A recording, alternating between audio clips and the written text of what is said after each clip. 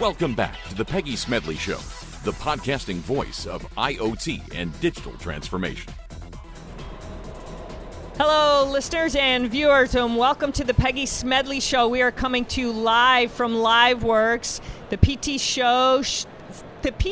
show. We got it going here. There's so much going on. I've been going now for a few hours. I think I've been a little winded, but having a great time. So right now I am sitting with Paul Roehrig. He is the global head of strategy at Cognizant, a digital business. Is that right, Paul? That's right. Thank you, Peggy. Oh, I'm glad you're joining us here. You were commenting about where we're sitting, so what's your take on it? I think you've got the best seat in the house, really. Oh, thank you. I think so. A fantastic view of the future of work here because we're surrounded by innovative companies that are building new solutions based on the industrial Internet of Things. We have software providers, networkers, hardware providers. It's just a fantastic view you've got here. I love it. I love it. I have to say, I'm admiring everything I'm seeing. I started the show earlier this morning, and I've been talking about everybody that's here. It is literally, and it was right after Jim Heppelman got off the air, and he just fired us up and got us all knowing about the Internet of Things, going from, AI and AR and all the things that he's now listing, CAD and PLM and all the way through the digital transformation. So I'm not sure where we're going, but he's got us on a roadmap. So what's your take? I think that is the roadmap. I think you laid it out just perfectly. I think and you can feel it, you can hear it, you can see it here at Liveworx, where all of these pieces are coming together, right? So they're not just buzzwords of edge computing or fog computing or AI. It's real solutions coming together that integrate software, connected products, sensor enablement, cloud foundations. It's just a fantastic view of the future of work, and that roadmap is actually coming to pass. So decision makers are saying, how do I change business? How do I put sensors on things to create new business models, new streams of data? And that's exactly what's happening, and that's what these companies around us are doing. And I think it's exciting because when you think about where a lot of these companies have been, these companies are driving the manufacturing space, but we've seen a lot of manufacturers not even put their toe yet in the water, or some are just starting the journey, and other ones might actually be on the second phase. So we have such a dichotomy, I think, of where companies are, or manufacturers, I should say, are in their journey. And that's what makes it a little bit trickier. So let me get your take on that right now. There's a lot of potential in some ways, and yet in other ways, we have to really see companies move, because if they don't, this could be a tough time for them if they're laggards in this whole thing. No, that's exactly right. In fact, some of the data that we've got from our Center for the Future of Work supports exactly what you just said. The difference between leaders and laggards is growing. And the research that we conduct proves that if you're a leader in the digital economy space, you're actually growing faster than your competitors. So being behind, the cost of being behind goes up the farther behind you get. The more the months go by and you're not thinking about new business models, you're not thinking about the new applications of technology, it's actually a riskier bet. But we're finding more and more leaders are open to the possibility. So this has changed over the last year or two. More and more people are saying, it's not theory anymore. We see competitors taking a step, and we want to take a step too. So at least at Cognizant, we're absolutely seeing more of our clients coming to us and saying, okay, we've gone past the white paper phase. Let's turn some technology on. Where do we start? I don't think, and correct me if I'm wrong, that a lot of these companies, it's not about a lackadaisical approach. It's about that they don't know where to begin, or they don't know, or they don't have the right people. In your research, did you find what some of this was? Were you able to assess some of this? Because it takes really a strong tenacity to be able to go down the journey, and you have to have the right POC. You have to have that right proof of concept to be able to make it work, and to be able to make it work successfully. Or you start it and you say, we put a lot of money in and it failed, and we don't want to do it again. And when people see big money go out the window, they don't want to go back, and they realize, we had a lot of failure, and failure wasn't because it didn't work. Failure is because they didn't do it right. Right. No, you're exactly right. So there are some antidotes to that, right? Yeah, so I gave you a whole long thing to go on now. So if you think of movies, right? If you try to build a blockbuster and you spend $200 million on a movie, and it's maybe it's a flop. You mean like the ending of Game of Thrones? Oh no, sorry, did I throw that out there? Sorry. I'm not at liberty to comment on Game of Thrones. But okay, so there are some famous flops in history. Whether it's John Carter is one, lost $200 million. It was intended to be a blockbuster, and they threw everything into that. But where we are right now in terms of the maturity level of digital economy solutions, particularly around things like augmented reality, a better bet is to be much more focused, to start smaller. We say don't try to boil the ocean, boil a single cup of water. And then when you find what works, right, then you can scale it, you can replicate the model, and you haven't put the entire company at risk. You're taking very thoughtful steps. They won't all work, and that's okay, right? As long as you're not shooting for a blockbuster and you're taking, they say in the movie industry that hits pay for misses. As long as you're starting small, making some informed bets, picking your spots, trying to boil a single cup of water, then it becomes much more manageable. If you focus on a single process or experience, then you don't get lost as much in technology buzzwords or really put too much money into something that might not work out. Well, I don't know about you, but I'm a huge Game of Thrones fan, so I can't say they missed on that one. But when you look at these, look at all, yes, see, you too, see, I knew it.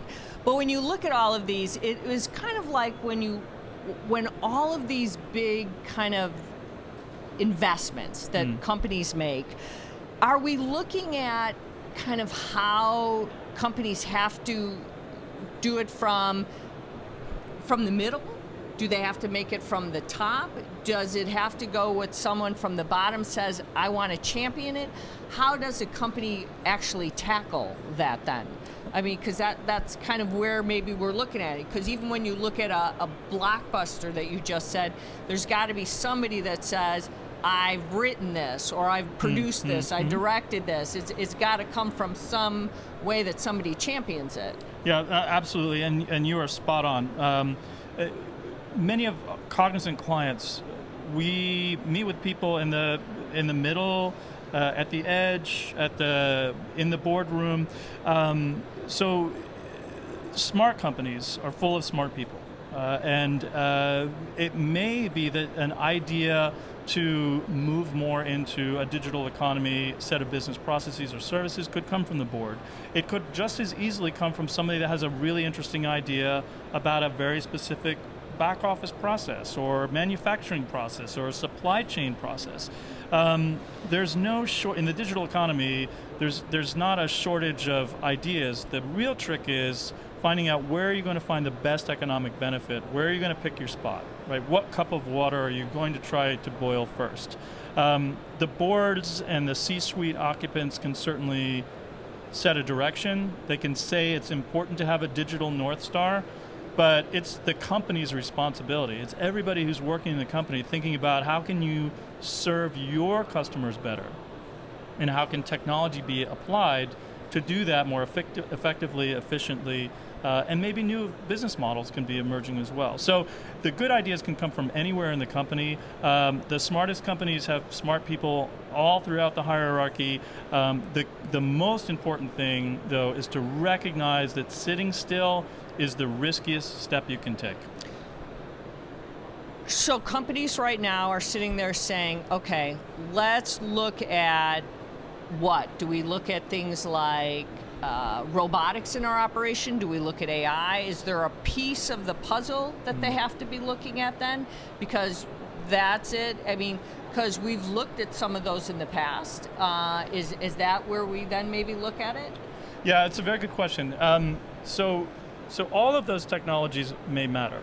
But the very important, I would say even critical first step is to determine what's the process or experience you're going to start with. So it could be a step in the supply chain. It could be a manufacturing activity. It could be a point of sale, depending on what industry you're in. It could be a back office process.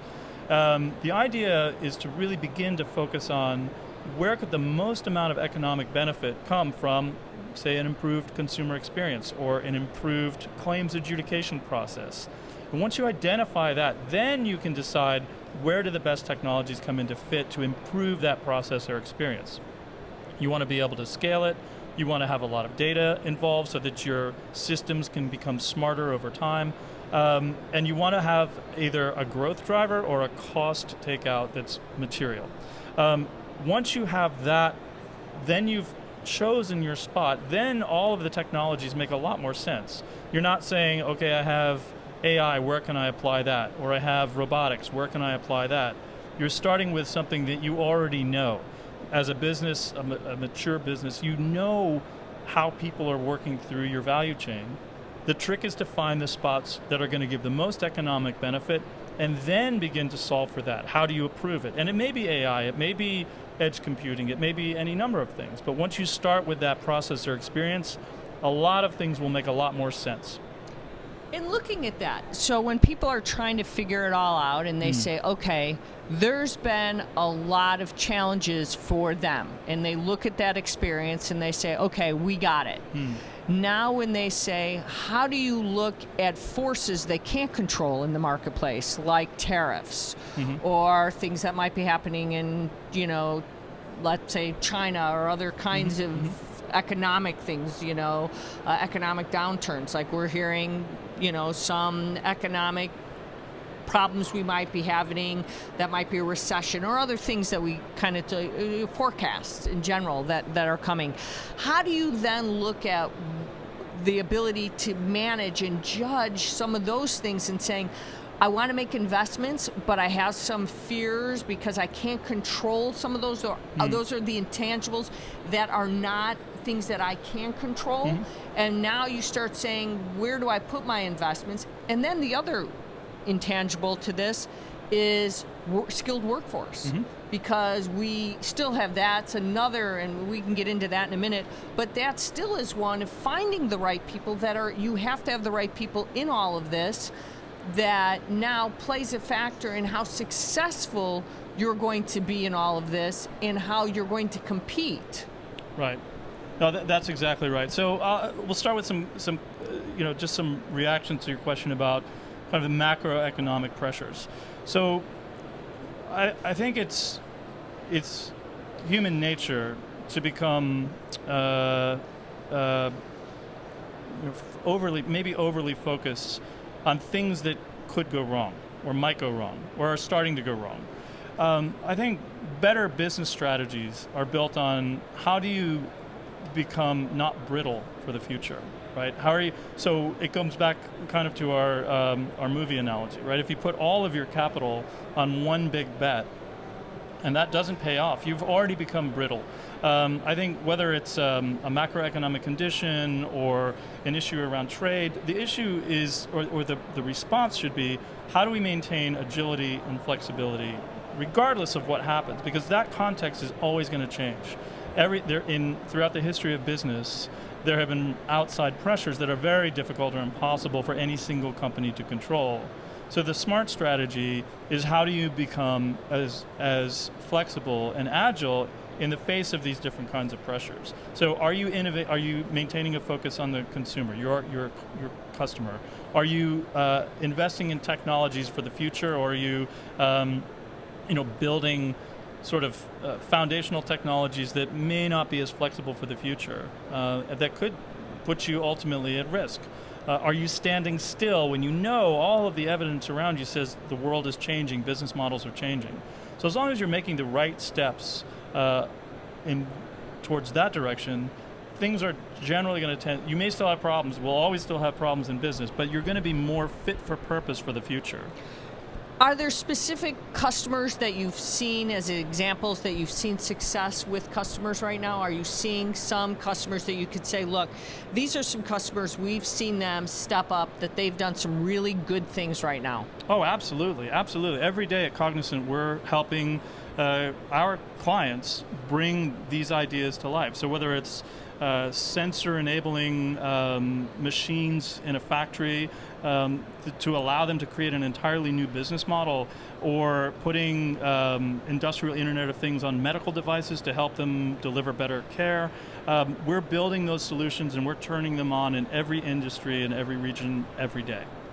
Is there some customers that you've seen in manufacturing that are excelling faster than others, or specific manufacturers that are tending to have more success than others right now?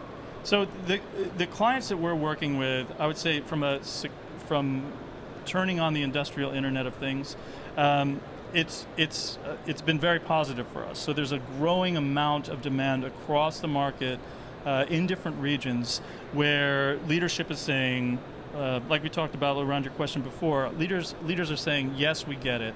So some are moving faster than others, but I would also say that it's a general trend that there's a recognition that these new business models, these new technologies are mature enough and fit for purpose to drive material change while managing the downside risk. And that's the exciting part about being where we are, not only just here today, but in the overall emergence of these new systems and models.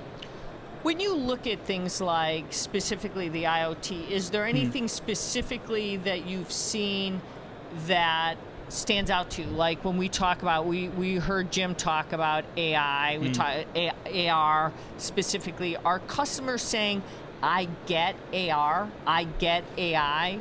Because sometimes when we talk to them, it just seems like acronym soup to them. No. Do you find that they're getting it, or they're just saying, look, I'm just finally getting my arms around IoT, now you throw AI and AR at me, come on, what does that now mean? Yeah, I think that's part of the, it's a symptom of where we are. These we're all about acronyms, right? Everyone around here in this. I don't want to say, as analysts, you guys love to throw out a new acronym. I'm not picking on you in particular, but we'll come up with a new one by the end of this. Oh, there you go. Cool. But the decision makers shouldn't have to figure all of this out, right? Yeah. So, and I'm quite hopeful, right? So when Cognizant addresses our clients, right, our job is to remove complexity, not add it. So hitting them with a bunch of TLAs, which is three-letter acronyms. There you go. We knew one would pop up. Is not the best. It's not the best for them. Right. But I do believe that the dialogue around solutions is moving away from a specific technology to a business outcome. So when Cognizant, when our consultants meet with senior leaders, the dialogue now is much, much more about business outcomes than any specific technology. Now that becomes absolutely essential to turning it on and delivering that, but the dialogue is changing, it's evolving, it's maturing, and I think that's a very positive step forward, and yet we're still in the early days. I think that's only going to continue to accelerate as more of these solutions get disseminated across the world. Do you think that in looking at companies right now, how can you help business leaders themselves understand how they can do better at this? Because one of the things when you think about where we've moved from, let's say, understanding PLM and understanding where we've come just from where Jim talked about, CAD to PLM, and really embracing that, because manufacturers understand that from an engineering perspective. And now taking it to the next level, are they understanding that now they've got to go backwards to go forward to really understand how to get the data to be able to deliver products to market, that they're actually delivering them faster and leveraging that for training or for actually visualizing and creating products, that you actually have to help business leaders grasp that, and bringing different siloed departments together. I mean, that's, in some ways it's complicated, other ways it's not, but you're bringing different people who have generally never really worked together in a manufacturing and engineering, saying, you got to kind of, throw down your swords and have to kind of agree to agree, or to agree to disagree. I don't know. I think you're exactly spot on, right? That's exactly what's happening, and I think it's kind of relates a little bit to your technology and the three-letter acronyms and the buzzwords sort of taking primacy over the dialogue about what's important. I absolutely know, when we're talking to clients now, the dialogue is more about the process and the outcome. And if you focus on the experience or the process, a lot of what you said actually becomes more straightforward. Doesn't make it easy, but it makes it more straightforward to say, we're going to solve for this process or this experience to generate this kind of economic output. And then the technology and the change actually lines up behind that. So, for example, if you're going to build a new business model that's based on servitization, that you could only do based on data, on sensors, on machines, right? That creates an entirely new business model, an entirely new dialogue, an entirely new commercial model. And that sounds really hard, right? It's going to make your hair hurt. But it gets very straightforward if you say, this is what we're going to sell. This is what we're going to deliver to clients, to our clients, and here's why it matters. And we're going to work with Cognizant to help figure it out and build it. But the commercial model is we're going to build this new business model around this data and these machines that we're making, and that's going to change the market. And then it becomes much more straightforward. The change becomes about the solution, the outcome, their end user consumers, and then Cognizant can help with the technology, the process engineering, the sensor enablement, the AI, the analytics, and so on and so forth. Looking at all of this right now, are companies right now shaking things up enough to say there could be new products that we're going to bring to market based on this new, you just said servitization, new enablement that they haven't even thought of, but based on this new digital transformation we're talking about, that's going to shake things up quickly? Absolutely, absolutely. So that's happening. Your question is it happening fast enough? I would say it's accelerating. I try and keep an eye on the future, obviously, and so I think it could be a little bit faster. But the market will move at its own pace. I mean, that's one of the strong points about the market is the governance mechanism on cost and risk and growth. And I think that we're certainly entering a phase of acceleration. So more and more companies are thinking exactly as you say. How do we build something based on what we know and what we have, but it's a modernized business model, a modernized product. So within the manufacturing sector, are we seeing, let's say, healthcare maybe moving faster than, let's say, the fleet side of things? Or are we seeing, drilling down, are we seeing some of those verticals maybe getting the ability to go faster within manufacturing? Is that what we'll see because out of necessity? That's a great question. I can tell you that if you look broadly at digital economy adoption, so across all the different technologies we've talked about, the willingness to create new business models, to reimagine experiences, it's not as lumpy as you would expect. It's actually fairly evenly distributed across sectors. Now that may change as the maturation process continues to accelerate, but every one that you just mentioned, whether it's fleet or banking or manufacturing or health, medical devices, we're working with clients in all of those spaces to help them bring these new solutions to life. So there may be differences in scale currently, but in terms of actual rate of change, it's actually pretty consistent. Is there any one technology right now that really excites you that you say, I'm very hopeful about what the future brings, not only based on the technology, but based on the processes, based on the workforce, based on where things are headed? Yeah, so, and this or research, I should say. So, exactly. So our book, What to Do When Machines Do Everything, lands squarely on the power of artificial intelligence that's deployed and applied and experienced through software that includes analytics. But AI as an organizing construct is probably one of the main technologies that's going to have the biggest impact over time. It touches a lot of other technologies like we talked about before. It's really the integration of these. But the axle around which the wheel revolves is really more and more AI that's built on a cloud-native system. Oh, it's exciting times, very exciting times. So we've got just, I think, a couple more minutes here. So looking at all of this, what would you what kind of message would you want everyone to think about? If they, you were kind of leaving them with kind of a farewell message, what would it be? I would say if you're still thinking that this is theoretical, you should come to Liveworx, because it is a perfect opportunity to see that this is not just theory, this is reality. These solutions are real, things are coming together to create new business models. It's a very exciting time to be in business and technology, and I want to thank you very much for sharing this time. Absolutely. Where can our listeners and viewers go to find out more about what you guys are doing? Hey, you can check us out at cognizant.com. If you want to find our latest research, go to the Center for the Future of Work. You can search for that. So there's a lot of great new ideas that are coming out of the center. You can learn about Cognizant Digital Business, where I work, and we'd be happy to talk to people in the future. Would love that. All right, well, you've seen that. Now you can check out a lot of stuff going on the show floor, right? It's been a little crazy here. I mean, been walking around, there's boats. I mean, I said we could take a boat. And a Humvee. A Humvee. I mean, there's dirt bikes. I don't know, there's all kinds of things. There's everything you can imagine here on the show floor. All right, well, we are out of time for this segment. Paul, thank you so much. Paul Roehrig, if I said that right. Roehrig, did I say right? All right. Global Head of Strategy at Cognizant Digital Business. Thank you so much.